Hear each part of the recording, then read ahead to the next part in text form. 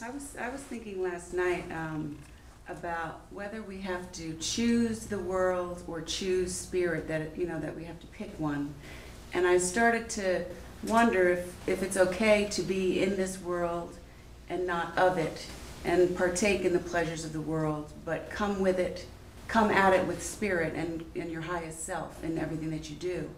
And I was just kind of wondering if we have to pick.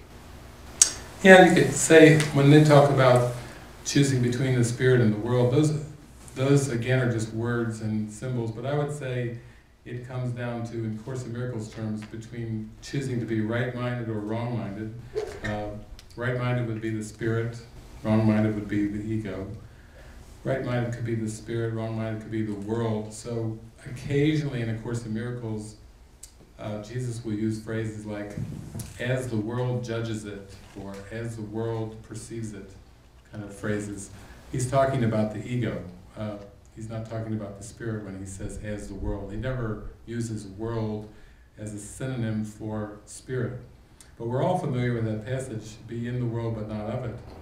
And I've found in my experience that the deeper you go into the spiritual experience of being a mind instead of a body, of being a soul or a spirit instead of a personality self or a physical being or any of those things, that even the in the world but not of it is just kind of a metaphor for having your mind so tuned and aligned with the spirit that there still seems to be body and bodies, still seems to be things that are happening and going on, but you just have no judgment about any of it, and certainly no investment in outcomes.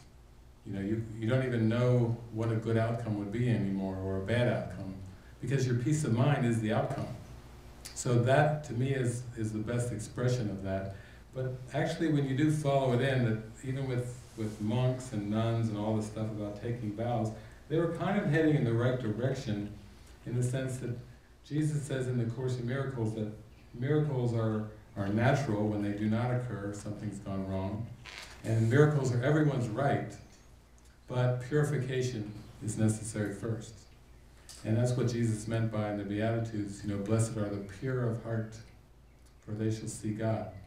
So when we start talking about things like pleasures, we drove by Pleasure Drive today, and we were looking down. She was like, yeah, Megan was like, So he took a slow drive, Phil took a nice slow drive down Pleasure Drive, and Megan was like, just kind of looking down there.